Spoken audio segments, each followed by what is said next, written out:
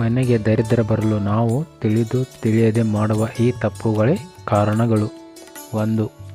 ಮನೆಯಲ್ಲಿ ಹಿರಿಯರಿಗೆ ಮತ್ತು ತಂದೆ ತಾಯಿಯರಿಗೆ ಕಾಲು ಮುಟ್ಟಿ ನಮಸ್ಕಾರ ಮಾಡುವ ಪದ್ಧತಿಯನ್ನು ಮಕ್ಕಳಲ್ಲಿ ಬೆಳೆಸಿ. ಹೆತ್ತವರಿಗೆ ಇದರ ಅವಶ್ಯಕತೆ ಇಲ್ಲದೆ ಇರಬಹುದು, ಆದರೆ ಹೆತ್ತವರ ಆಶೀರ್ವಾದವು ಮಕ್ಕಳನ್ನು ನಿರಂತರ ರಕ್ಷಿಸಲು ಇದು ಅತ್ಯಂತ ಸಹಕಾರಿ. 2. ದೇವರ ಕೋಣೆಯಲ್ಲಿ ಒಂಟಿ ದೀಪ ಉರಿಸಬಾರದು. ಸಣ್ಣ ದೀಪವಾದರೂ ಅಡ್ಡಿ ಇರಿ, ಎಲ್ಲ 2 ದೀಪಗಳನ್ನು ಇಡಿ. 3. ಚಾಪೆ ಬಳಸುತ್ತಿದ್ದರೆ ಮುಗುಚಿ ಹಾಕಬಾರದು. 4.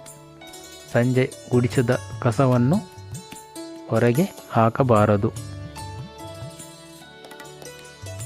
5.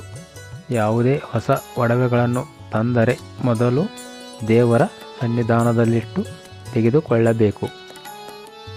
6. ಜೇಡರ ಬಲೆ ಮನೆಯಲ್ಲಿ ಕಟ್ಟಿದರೆ ತಕ್ಷಣ ನಿವಾರಿಸಿ, ಅದು ಅಶುಭ ತರುವ ಸಂಕೇತ. ಮನೆಯನ್ನು ಎಷ್ಟು ಶುಚಿಯಾಗಿ ಇಟ್ಟುಕೊಳ್ಳುತ್ತೇವೆ ಅಷ್ಟು ದೈವಿಕ ಕಳೆ ವೃದ್ಧಿಸುವುದು. 7. ಮನೆಯ ಯಾವುದೇ ಜಾಗದಲ್ಲಿ ಪಾರಿವಾಳಗಳು ಮನೆ ಮಾಡಿದರೆ ಅದು ಕಷ್ಟಗಳು ಎದುರಾಗುವ ಸಂಕೇತ. ಅವುಗಳ ಪ್ರಾಣಿಹಾನಿ ಆಗದಂತೆ ಅಲ್ಲಿಂದ ಓಡಿಸಬೇಕು.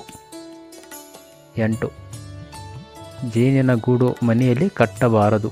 ಸಾಧ್ಯವಾದಷ್ಟು ಮನೆಯೊಳಗೆ ಯಾವುದೇ ಜೀವಿಗಳಿಗೆ ಜೀವಹಾನಿ ಮಾಡಬೇಡಿ. 9. ಬಾವಲಿಗಳು ಮನೆಯ ಸರಹದ್ದಿನಲ್ಲಿ ವಾಸ ಮಾಡದಂತೆ ಎಚ್ಚರ ವಹಿಸಿ. 10. ಉತ್ತರ ದಿಕ್ಕಿಗೆ ತಲೆ ಮಾಡಿ ಮಲಗಬಾರದು. ದಕ್ಷಿಣ ದಿಕ್ಕಿಗೆ ಮುಖ ಮಾಡಿ ನಿರಂತರ ಕುಳಿತುಕೊಳ್ಳುವ ವ್ಯವಸ್ಥೆ ಇರಬಾರದು. 11. ಬರೀ ನೆಲದಲ್ಲಿ ಮಲಗುವುದಾಗಲಿ ಹರಿದ ವಸ್ತುಗಳನ್ನು ಧರಿಸುವುದಾಗಲಿ ಮಾಡಬಾರದು. 12. ಅಡುಗೆ ಮನೆಯಲ್ಲಿ ಔಷಧಿಗಳನ್ನು ಇಡಬೇಡಿ. Negative energy ವಕ್ಕರಿಸುವ ಅಪಾಯವಿರುತ್ತದೆ. 13.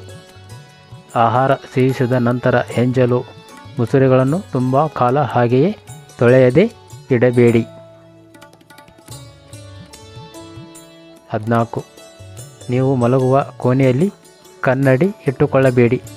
ಒಂದು ವೇಳೆ ಕನ್ನಡಿ ತೆಗೆದು ಹಾಕಲು ಸಾಧ್ಯವಿಲ್ಲವೆಂದಾದರೆ ನಿಮ್ಮ ಮುಖ ಕಾಣದಂತೆ ಕನ್ನಡಿಯನ್ನು ಬಟ್ಟೆಯಿಂದ ಮುಚ್ಚಿ. ರಾತ್ರಿ ಹೊತ್ತಲ್ಲಿ ಕನ್ನಡಿ ನೋಡುವುದು ಅಷ್ಟು ಒಳ್ಳೆಯದಲ್ಲ. 15. ಸ್ನಾನವಿಲ್ಲದೆ ಊಟ ಮಾಡುವುದು ಒಳ್ಳೆಯದಲ್ಲ, ಏಕೆಂದರೆ ಅನ್ನವು ದೇವರಿಗೆ ಸಮಾನ. 16. ಸ್ನೇಹಿತರೆ, ನಿಮಗೆ ಸಮಯವಿಲ್ಲದಿದ್ದರೂ ಕೆಲವು ನಿಯಮಗಳನ್ನಾದರೂ ಪಾಲಿಸಿ. ತಾನಾಗಿಯೇ ಮನೆಯಲ್ಲಿ ಶಾಂತಿ ನೆಮ್ಮದಿ ಸಿಗುತ್ತದೆ. 17. ಹಣದಿಂದ ನಾವು ಏನೆಲ್ಲ ಕೊಂಡುಕೊಳ್ಳಬಹುದು, ಆದರೆ ಮನಸ್ಸಿಗೆ ಶಾಂತಿ ನೆಮ್ಮದಿನೇ ನಲ್ಲ. ಅದು ಸಿಗಬೇಕು ಅಂದರೆ ನಮ್ಮ ಪೂರ್ವಜರು ಹೇಳಿಕೊಟ್ಟ ಸಂಪ್ರದಾಯಗಳನ್ನು ಆಚರಿಸಿದಾಗ ಮಾತ್ರ ಸಾಧ್ಯ. ಸ್ನೇಹಿತರೆ, ಈ ನನ್ನ ಮಾಹಿತಿ ನಿಮಗೆ ಇಷ್ಟವಾಗಿದ್ದಲ್ಲಿ ದಯವಿಟ್ಟು ನಮ್ಮ ಚಾನಲನ್ನು ಲೈಕ್ ಮಾಡಿ, ಶೇರ್ ಮಾಡಿ ಮತ್ತು ಸಬ್ಸ್ಕ್ರೈಬ್ ಮಾಡಿ.